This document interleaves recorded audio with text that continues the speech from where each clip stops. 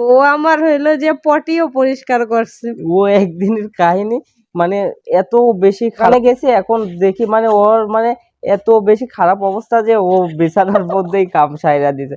পরে আমি আইছি, আসার পরে দেখি যে এরকমের অবস্থা। পরে কি আমাদের আগের 2টা বাচ্চা নষ্ট হয়েছে, তো আমাদের 3য় নাম্বার বাচ্চা যে সময় কনসেপ্ট করে ওই সময় মানে ডাক্তাররা, যে সময় 2য় নাম্বার বাচ্চাটা নষ্ট হয় ওই সময় ডাক্তাররা বলছিল যে তোমরা আর অন্তত 2-3 বছরের মধ্যে কোনো বাচ্চা কাচ্চা নেওয়ার চেষ্টা করো না বা নেবা না। যে তো সময় আমরা ডাক্তার শুনে আমার আবার বাচ্চার কনসেপ্ট করছে ওই সময় ডাক্তারই অবাক হয়ে যায়। মানে ওর তো পেটের মধ্যে পরে যে বাচ্চাটা ক্লিয়ার ভাবে বের হয়েছিলই না, মানে একটু হালকা ব্রণ রয়ে গেছিল। পরে আমরা আল্ট্রাসাউন্ড করতেছি, আস্তে আস্তে মানে ওষুধ খাওয়া হচ্ছে, আস্তে আস্তে কমতেছে। মানে বড় ছিল, আস্তে আস্তে আস্তে আস্তে ছোট হয়ে আসতেছে ওষুধ খাওয়ার কারণে। তো এর মধ্যে মোটামুটি 3-4 মাসের মতো হচ্ছে ওষুধ পানি খাওয়া হয়েছে। এর মধ্যে মানে ওই জিনিসটা একদম মানে প্রায় শেষ হয়ে গেছে। হঠাৎ কইরা এর মধ্যে আমরা আবার মানে যে সময় দেখলাম যে ওইটা ঠিক হয়ে গেছে, পরে আমরা আবার বাচ্চা নেই। নেওয়ার পরে মানে বাচ্চা নষ্ট হওয়ার 6 মাস হয়েছে এর মধ্যে। 6 মাস পরে আবার হচ্ছে ওর বাচ্চা 6 মাস হয়েছিল না 5 মাস সামথিং এরকমই। পরে ও তো আবার মানে বেবি কনসেপ্ট করার পরে এখন আমরা, আমি তো সেই ভয় পাওয়া পাই। আমিও মানে চরম ভয় পেয়ে যাই। মানে আমরা মনে মনে চাচ্ছিলাম একটা বাচ্চা হোক আমাদের, কিন্তু কিন্তু আসলে চাইতেছিলাম না এত তাড়াতাড়ি আর এখনই হয়ে যাবে। আর আল্লাহ মানে আমাদেরকে একটা বেবি কোনোভাবে মানে দিচ্ছিল না, মানে দিচ্ছিল কিন্তু দিয়ার টিয়া আবার কেন জানি নিয়ে যাইতেছিল। তো যেদিন আমরা বুঝতে পারলাম যে হচ্ছে মনে হয় ও বেবি কনসেপ্ট করছে, পরে হচ্ছে আমরা ডাক্তারের কাছে গেলাম, যা আল্ট্রাসাউন্ড করলাম। এখন যে ডাক্তার বলছিল যে তোমরা এত তাড়াতাড়ি বাচ্চা নিও না, ওই ডাক্তারের কাছেই আমরা গেছি, পরিচিত ডাক্তার।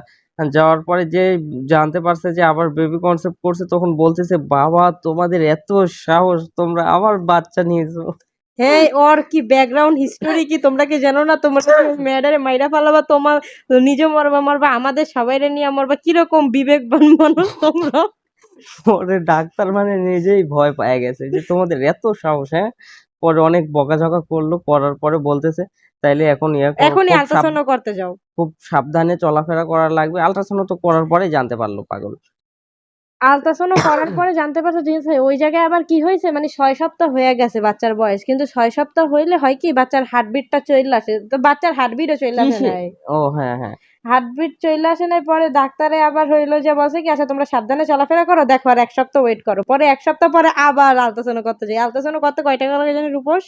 এদিকে আমাদের এদিকে 700-800, ওই মেডিকেলে মনে হয় 800 টাকা নিত। 800 টাকা লাগে, এর সাথে ইউরিন টেস্ট, ব্লাড টেস্ট, মানে ইউরিন 2 মানে রকমের test, blood test, hormone test, সবসময় টেস্টের উপরেই থাকতেছে। মানে 3-4 হাজার টাকা সপ্তাহে, 3-4 হাজার মানে 3-4 সপ্তাহে 3-4 হাজার লাগবেই। মানে মেডিকেলে গেলেই 3-4 হাজার টাকা খরচ, মেডিকেলে গেলেই 3-4 হাজার আবার টাকা নতুন নতুন খরচ। ওষুধ। এরপরে বাচ্চার হার্টবিট আয় নাই, বললো যে 4,041 টাকা দিয়ে তোমরা একটা সেলাইন দাও। পরে দিলাম সেলাইন, এখন সেলাইন যে দেবো পাশে তো কেউ নেই। এখন ও একবার দোকানে যায় আবার আমরা দেখে, আবার দোকানে যায় আবার এসে দেখে, মানে দোকানে 5 মিনিট, এই জায়গায় 5 মিনিট, এমন কইরা মানে চলতেছিল। পরে মানে আমরা খুব ইয়ার মধ্যে ছিলাম, এই জন্য মানে সব সময় ডাক্তার দেখানোর উপরেই আছি। এর মধ্যে হচ্ছে ওই ডাক্তার বাচ্চার হার্টবিট আসার ওষুধটা দিল, তারপর ওই ওষুধ দিলাম, সেলাইন দিলাম, দেওয়ার পরে আস্তে এরপরে আস্তে বাচ্চার হার্টবিট আসে, এরপরে আবার পরের সপ্তাহে নতুন সমস্যা আবিষ্কার করে টিউমার। এখন যেই বলে টিউমার আমরা তো অনেক ভয় পেয়ে যাই, পরে বলতেছে না না ওরকম বিষয় না, পানির টিউমার। এখন বাঙালি তো টিউমার শুনলে ভয় পায় ভাই। মানে ওই ডাক্তারটা বলতেছে ওর পেটের মধ্যে একটা হচ্ছে ওই পানির টিউমার আছে, মানে আল্ট্রাসাউন্ড করছে যে সময় সময় বোঝা গেছে। পরে ওই জন্য আবার মানে কি কি ওষুধ পাতি হাবি জাবি দিল, পরে ওগুলা খাওয়াইতে থাকলাম। খাওয়াইতে খাওয়াইতে কিছুদিন পরে যায় আবার হচ্ছে ওর আরেকটা রোগ ধরা পড়লো, কি যেন, পাইস। পাইলস। মানে এই পাইসটা ও এত গালতো না, মানে আমি আবার চিকেন চাপ খাবো, এখন গ্রিল না চিকেন চাপ আইনা দিছে, খাইছি, খাওয়ার পর একটু ঝোল বাইচা রয়েছে, খাইতে পারিনি, পেট ভইরা গেছে। পরে ওটা আমি কি করছি ফ্রিজে রেখে দিছি। পরের দিন ওই ঠান্ডাটা দিয়ে ভাতের সাথে মাখাইয়া খাইছি। আর ওইসব উল্টাপাল্টা খাবার খেয়ে ডিরেক্ট ফুড পয়জন হইয়া ডায়রিয়া হয়ে গেছে। এখন ডায়রিয়া মানে যাদের পাইস হয় তারা জানে, ডায়রিয়া হোক কোষ্ঠকাঠিন্য হোক সবকিছুতেই পাইস মানে ধরা দেয়। এখন বারবার যাইতেছি বাথরুমে, ওদিকে পাইস, এদিকে বাথরুম, মানে এদিকে প্রতি সেলাই। মিনিটে একবার মানে ওর বাথরুমে যাওয়া লাগতেছে এই রকমের অবস্থা, মানে কি একটা খারাপ অবস্থা হয়ে গেছে। পরে পরে হাতে আবার সেলাইন দেওয়া, বাথরুমে যে একা একা যাবো, মানে সেলাইন এভাবে নিয়ে যাই, হাতের উপরে রক্ত ইটটা চলে আসে। এর ভিতরে ও দোকানে আমাকে এই আমার হাতের উপরে রক্ত আছে, আবার দোকান থেকে আসে, আবার তো দোকানে যাই, আবার কই আমার হাতের উপরে রক্ত আছে, আমি বাথরুমে যেতে পারতেছি না, আমি কাঁদতেছি, মানে কি একটা কাহিনী, না মানে ওই বললে সময় তো বুঝতে পারতাম আমরা না। ভাড়া বাসায় থাকি, মানে ওরে কেউ দেখার নাই, কেউ শোনার নাই, কেউ মানে আর এমনি আমি আমি যে শাশুড়ির দোকান কাছেও খবর দেইনি, হয়তো বা খবর দিলে একটু হইলো মা আসতো কিংবা খোঁজ খবর নিত, কিন্তু আমি খবর দেইনি আমার ইগোর জন্য, কারণ আমার ওই বাসা থেকে বাই করে দিছে, এগো আর আমার কোনো প্রয়োজন নেই। সে পরে এখন আমি দোকানে যে যাব ওরে এই রকমের অবস্থা খারাপ, মানে খুবই খারাপ অবস্থা, 3 দিন বমি। আমি কোনো রান্নাই করি নাই বাসায়, 3 দিন কোনো খাবারই খাই নাই, এদিকে ও আবার সয়া সস দিয়ে পাতাকপি ভাজছে। তো এদিকে আমি মনে করেন যে দোকানে যাই, যায় আবার মন টেকে না যে কি অবস্থা, কল দেই, পরে ও আবার বলে যে সেলাইন দেওয়া আছে, রক্ত উঠা আইছে, পরে আমি আবার দোকান থেকে বাসায় চলে আসি, মোটামুটি দোকান থেকে বাসা 2 কিলোমিটারের মতো হয়। এখন আমি মানে দোকান করব না ওর কাছে যাব, এখন আমি যদি একদিন দোকান না করি আমরা না খায় মইরা যাই এরকমের অবস্থা, দিন আনি দিন খাই টাইপের, মানে দোকানে যাই, যা 2-1 টাকার কাজ হয় ওই টাকা দিয়ে আবার আমরা চলি, ওর জন্য ওষুধ কিনি বা আমরা আমাদের খাবার দাবার ইয়া করি। কারণ আমি যদি একদিন দোকানে না যাই তাইলেও মানে আমাদের খুব খারাপ অবস্থা হয়ে যায়। তো এভাবে কি করব, 3-4 দিনের মতো গেল, এদিকে মানে ওর অবস্থা এত খারাপ হয়ে গেছে, মানে বলার মতো না গো। পরে ওর মাকে কল দিলাম, দিয়া বললাম যে এরকমের অবস্থা, এখন কি করা যায়। পরে হচ্ছে ওর মা বললো আমি কি আসবো, বললাম যে আচ্ছা আসো এখন। আচ্ছা, আমি একটা সত্যি কথা বইলা দেই, হুম। আসলে এই কথাটা আমি বলতে চাই না, তাও আসলে আমার স্বামীর কৃতজ্ঞতা প্রকাশ করা জন্য হইলেও বলতে হয়, ও আমার অনেক ভালোবাসে, এই কারণে হইলেও আমি ওর প্রতি সারা জীবন কৃতজ্ঞ থাকবো, ও আমার হইলো যে পটিও পরিষ্কার করছে। ও একদিনের কাহিনী, মানে এত বেশি খারাপ অবস্থা, ও এত বেশি অসুস্থ হয়ে গেছে, আমি দোকানে গেছি, দোকানে গেছিলাম না, দোকানে। দোকানে গেছি, এখন দেখি মানে ওর মানে এত বেশি খারাপ অবস্থা যে ও বিছানার মধ্যেই কাম সাইরা দিছে। পরে আমি আইছি, আসার পরে দেখি যে এরকমের অবস্থা, পরে কি করব ভাই। পরে ওই চাদর মাদর সব বাইরে ইয়া করলাম, মানে ও যে লড়াচড়া করবে এরকমের শক্তি নাই ওর গায়ে। এদিকে মনে করেন যে ও আবার প্রেগনেন্ট, তো কি একটা খারাপ অবস্থা। পরে ডাক্তার বলছে এরকম যদি চলতে থাকে এই বাচ্চাটাও ক্যারেজ হয়ে যাবে। মানে আমরা তো আরো বেশি ভয় পেয়ে গেছি, পরে ভাবলাম যে মেডিকেলে কি ভর্তি করবো, এখন মেডিকেলে কেমনে আমি ভর্তি করব, যদি মেডিকেলে ভর্তি করি তাহলে তো অন্তত আমার থাকা লাগবে ওর সাথে মেডিকেলে, নাইলে হচ্ছে দোকান করা লাগবে, নাইলে কি করব আমি। পরে এই অবস্থা দেখে আমি আমার মায়ের ফোন দিয়ে সমস্ত বিস্তারিত কই, আর আমার মা আমার সান্ত্বনা দেওয়া বাদ দিয়া ধুমাইয়া বাঙালি মায়েরা যেমন গালাগালি করে, এই তুই আবার এই অকারেন্স করছিস, বেয়াদব সেরি, অসভ্য সেরি, তোর কি মরা সর হইছে, এত বিষ খেয়েছে তোর? মানে আমার শাশুড়িও খুব ভয় পেয়ে গেছে, এর আগে মনে করেন যে একটা বাচ্চা মিসক্যারেজ, মানে ও মারা যাইতে যাইতে ঘুইরা আইছে এরকমের অবস্থা। পরে আমার শাশুড়িও ভয় পাইছে, পরে পাওয়ার পরে বলতেছে আমি কি আসবো, বললাম যে হয় তো তাইলে তুমি আসো।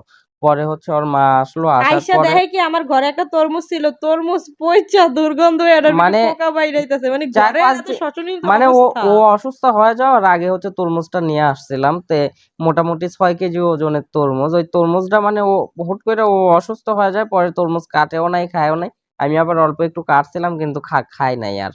তো ওই কারণে মানে তরমুজটা নষ্ট হয়ে পইচা গেছে। গন্ধ বাইরাইছে, মানে যা কিছু আছে সব পইচা হচ্ছে, একেবারে একাকার অবস্থা। আবার যে থালা বাসন গুলা ছিল খাবার দাবার করার, ওই থালা বাসন গুলাও ও ধুইতে পারে নাই, খুব খারাপ অবস্থা হয়ে গেছে।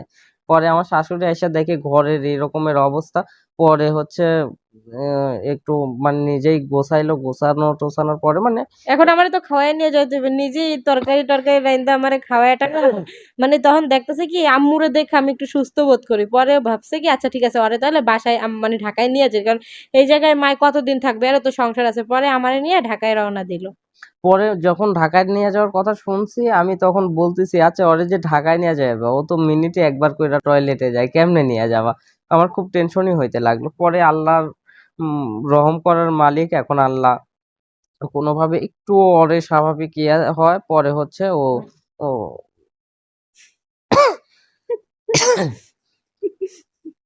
পরে হচ্ছে ওরে নিয়ে ওর আম্মু হচ্ছে ঢাকায় যায়। তারপরে আমার আম্মু ওখানে নিয়ে যেয়ে প্রায় 9-10 হাজার টাকার টেস্ট সহ ওষুধপাতি আইনা ডাক্তার টাক্তার দেখায়, কিন্তু ওই জায়গায় থাকার পরে আমি একটু সুস্থ বোধ করি যখন, তখন আমি আবার কি করি, রূপসে ফোন দিয়ে আসতে বলি, ও আবার আমারে নিয়ে আসে, কিন্তু আমার মা একদমই রাজি ছিল না যে আমার এই অবস্থায় নিয়ে যাবে। হুম। নিয়ে আসার পরে ঈদের সময় নিয়ে আসে, নিয়ে আইসা পরে আমারে জামা কাপড় কিচ্ছু কিনে দিতে পারে নাই, আর জামা কাপড়ের লাইগা আমি কান্দা শুরু কইরা দিছি। পরে আর নানির বাড়ি থেকে আমার একটা শাড়ি পাঠাইছে, বউ মানুষ মানে ওনারা শাড়ি পাঠাইছে, এরপরে ওই শাড়িটা দিয়ে আমার ঈদ করতে কই, ওইয়াও আমি করবো না, আমি খালি সমানে কান্দতেছি, কানতে কানতে আবার অসুস্থ হয়ে গেছি।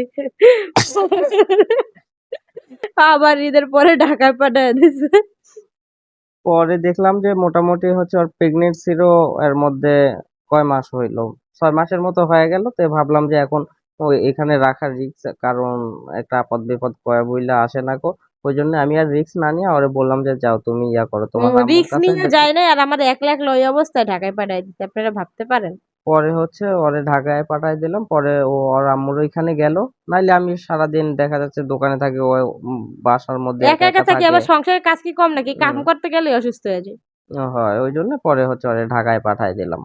পরেই ওর আসল জাউরামি শুরু হয়। এরপরে যে ও আমারে কি পরিমাণে জ্বালায়, কি পরিমাণে জ্বালায়, এত অমানবিক অত্যাচার করে, এগুলো আমরা পরের উম, পার্টে বলবো, কারণ তুমি এই খালি পার্টে আমারে আসলে একাই দোষ দাও, বুঝছো? মনে করো যে আসলে আমি খালি একাই দোষী, কিন্তু কি কিসের জন্য যে আমি অপরাধ করি এগুলো তোমরা দেখো না। যেই জন্যই করো, তুমি আমার উপর অনেক অন্যায় করছো, আল্লাহ পর্যন্ত তোমারে ক্ষমা করবে না।